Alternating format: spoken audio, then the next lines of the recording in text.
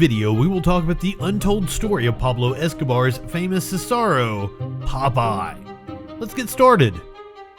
El Patron is a character in the film El Patron.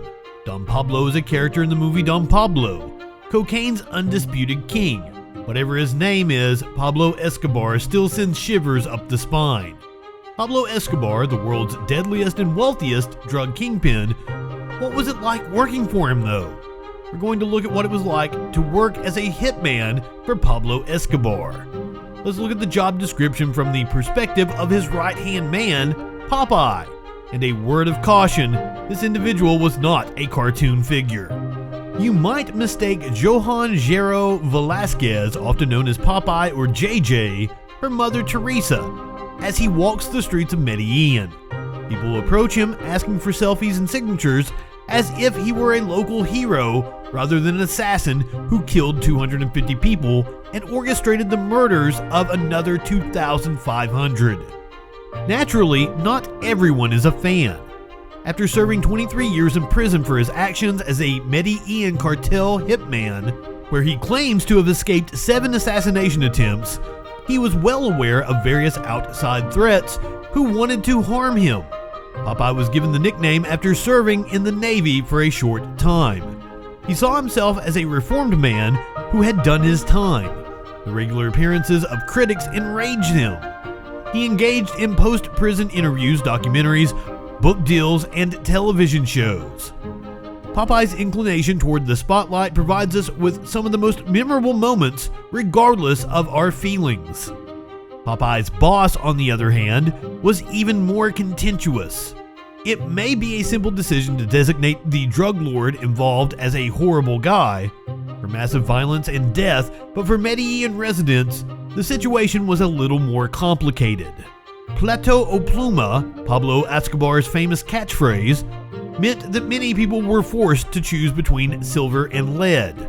Those who opposed Escobar's reign, those who aided him or even merely looked the other way, were met with the information of a bullet.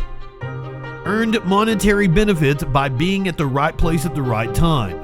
Escobar also contributed to the local economy, which gained him the nickname Colombian Robin Hood and the admiration of the oppressed. On the other side, many of his victims' relatives and acquaintances were also locals who saw him as nothing more than a murderer intent on wreaking havoc, a solid commitment to the boss.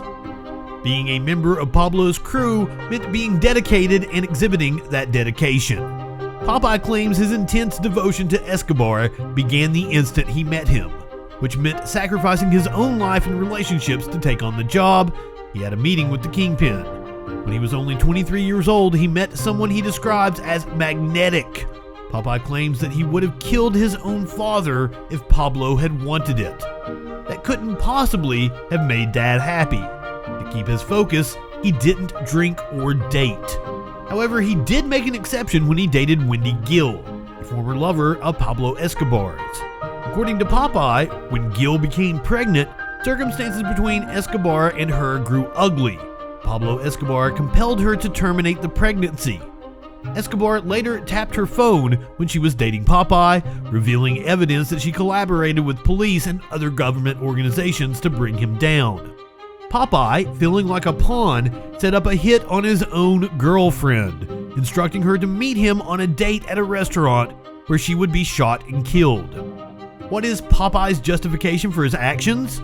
He described Medellin at the time as a war zone, with the cartel fighting against the police, and the army, the government, the Drug Enforcement Administration, and the Central Intelligence Agency.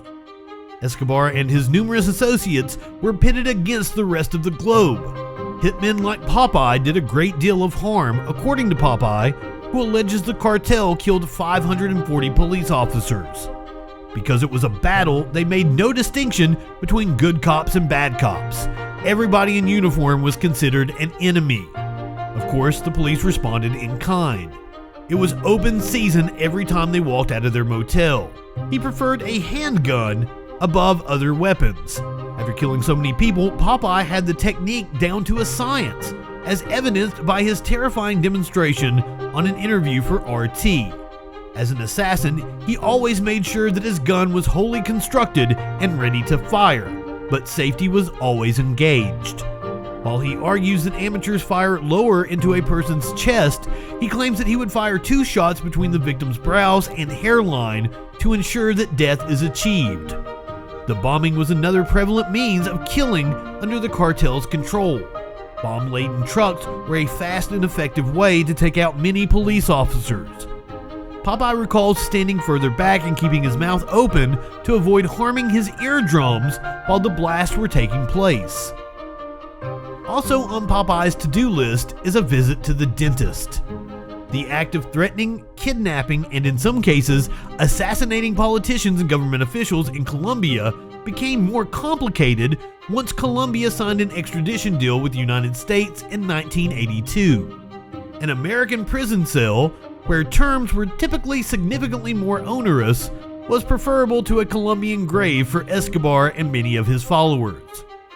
Luis Carlos Galán, the presumptive presidential candidate in the 1990 election, advocated for extradition and a crackdown on drug trafficking operations. When Galán traveled to Medellin, an assassination attempt with a rocket-propelled grenade was made against him because he had received multiple death threats before.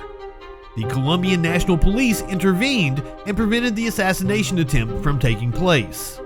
After his assassination in Socha, violence between the cartel and the Colombian government skyrocketed. Galán's death was blamed on a botched speech he was about to deliver on stage. The official declaration of war had been made.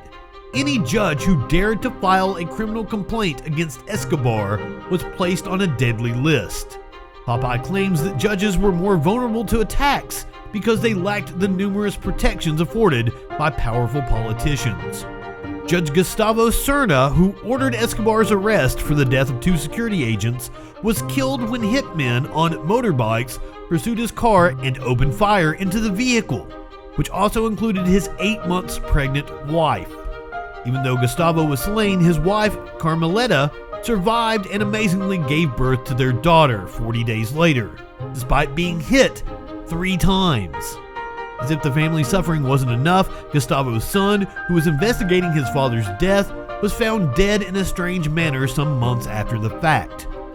In 1991, Popeye spent a year, in La Catedral with Pablo Escobar, where they were both sentenced to death.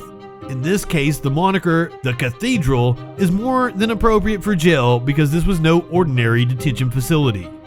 Pablo Escobar decided to surrender and serve time in prison after the Colombian government altered the country's constitution to rule out extradition in a shady and hush-hush arrangement with the United States government.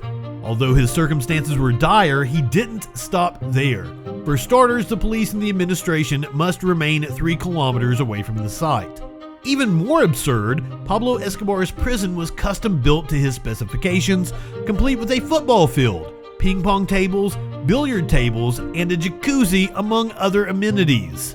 Pablo apparently welcomed prostitutes into the frat home, and Popeye claims they indulged in alcoholic and marijuana beverages while in detention. However, cocaine is not allowed because one cannot get high on one's own supply. Popeye was a hitman, and he was never entirely off the hook. He recounts assassinating 2 friends in La Catedral after they betrayed Escobar and were executed. According to reports, it took 4 killings to get the Colombian government to rethink their brilliant notion of a fictitious prison was the last straw. However, when they sought to transfer him to a real prison, Pablo Escobar managed to get away instead.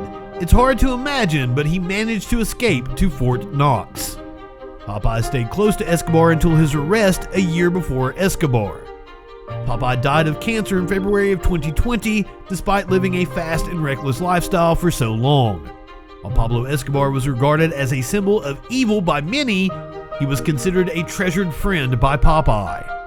And it appears that he is not the only one experiencing conflicting emotions. Visitors to Pablo Escobar's tomb continued to leave messages, sometimes asking him to bless their firearms or even inhaling particular white substances that had been snorted off of his gravesite. Hey, we are not here to pass judgment. That's it for today. What did you think about Pablo Escobar and his famous Cesario? Tell us in the comments below if you enjoyed the video. Be sure to like it and subscribe to this channel for more exciting videos. Thanks for watching. We will see you next time.